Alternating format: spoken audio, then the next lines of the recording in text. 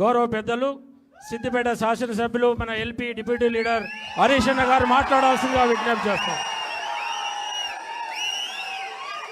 జై తెలంగాణ, జై తెలంగాణ. కేసీఆర్ గారి నాయకత్వం. సభాధ్యక్షత వహిస్తున్న మిత్రులు నాగూర్ల వెంకన్న గారు,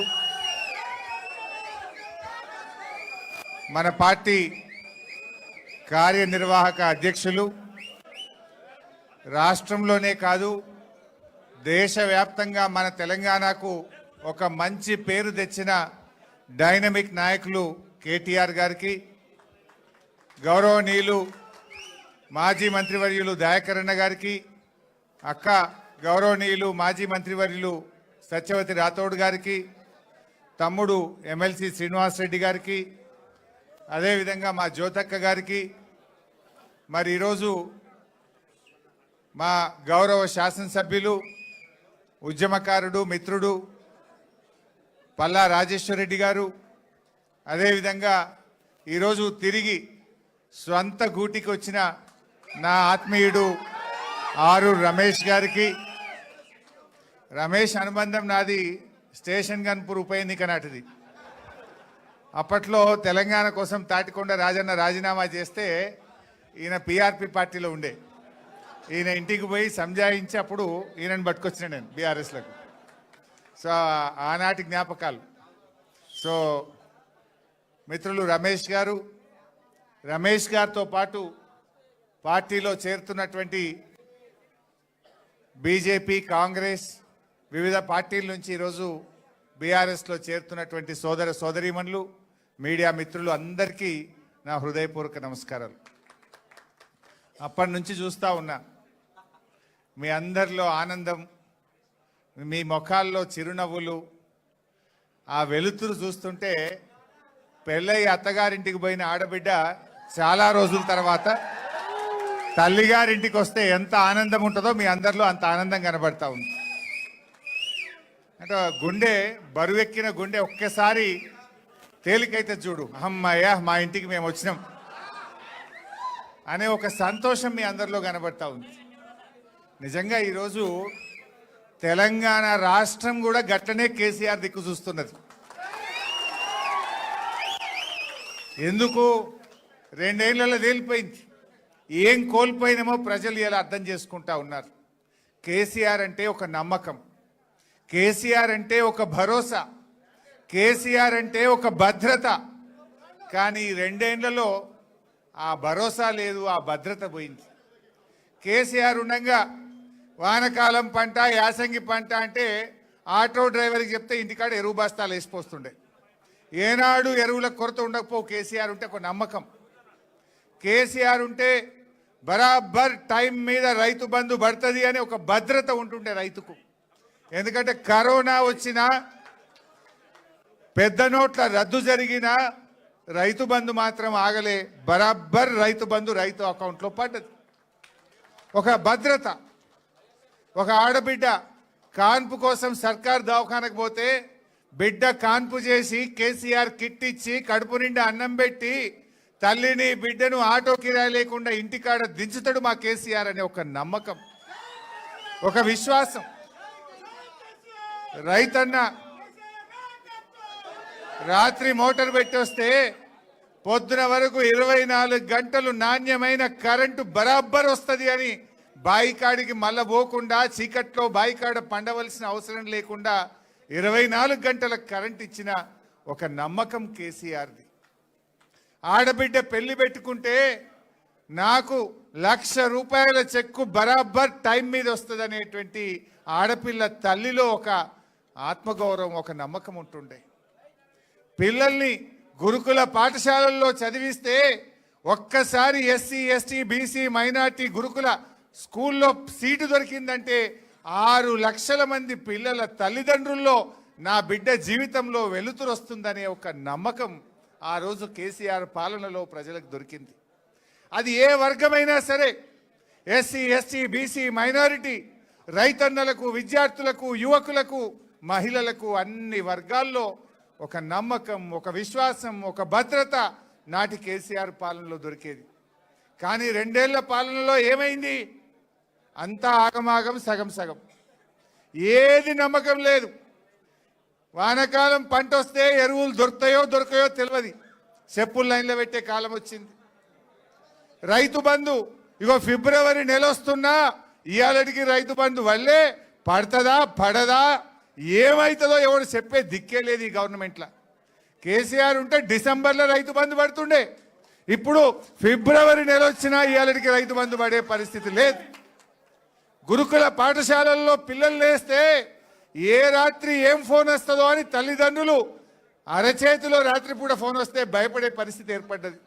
ఏడా విష ఆహారమో, ఎక్కడ పిల్లలకు వాంతులైనాయో, జ్వరమైందో, పిల్లలు దవాఖానలో పడ్డారు. రోజొక ఏదో ఒక గురుకుల పాఠశాలల్లో పిల్లలు ఆసుపత్రుల పాలవుడు, ఎలకలు కొరుకుడు, కరెంటు షాక్ కొట్టుడు, కుక్కలు గరచుడు, ఇదే పని అయిపోయింది దవాఖానల పరిస్థితి.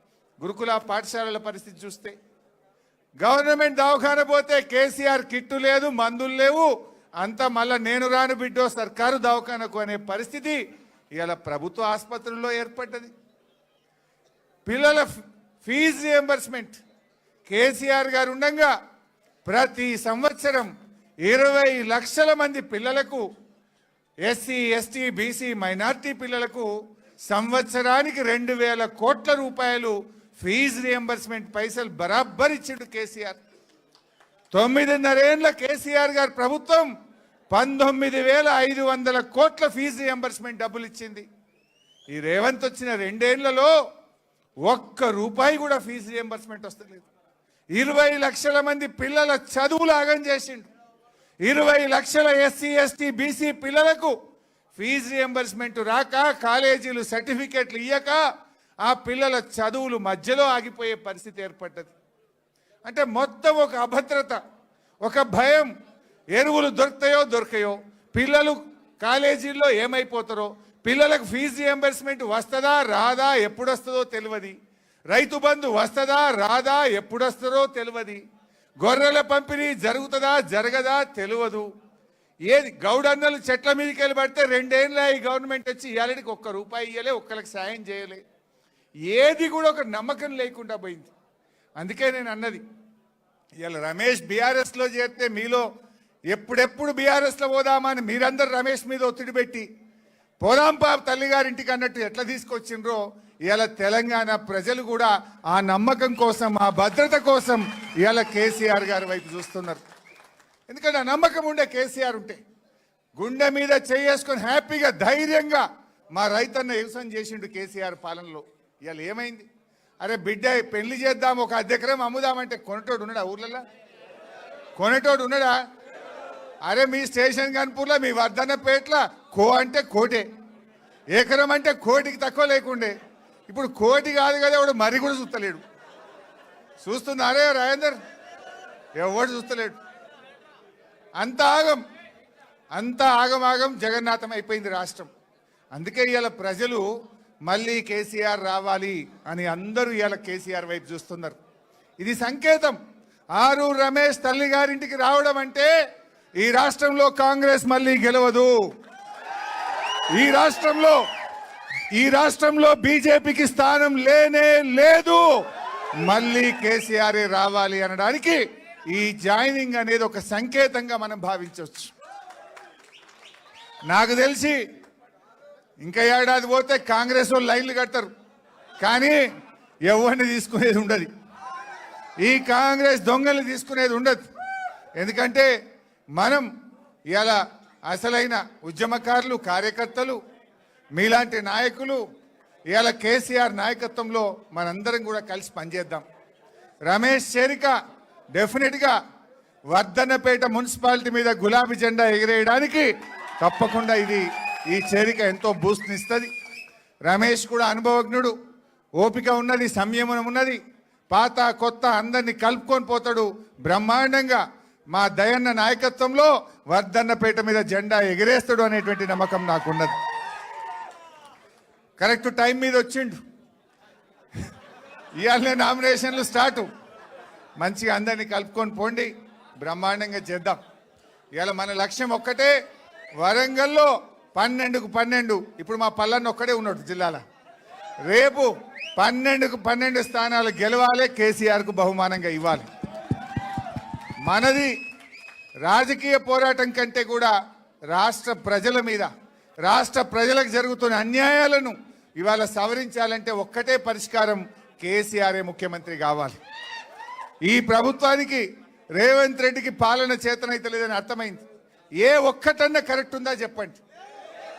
అరే రైతుల సంగతి మొన్న యాసంగి బోనస్ ఎగ్గొట్టిండు, ఫిబ్రవరి వచ్చినా రైతు బంధు రాదు, పంటల బీమా పత్తా లేదు, ఎరువులు దొరకాయి.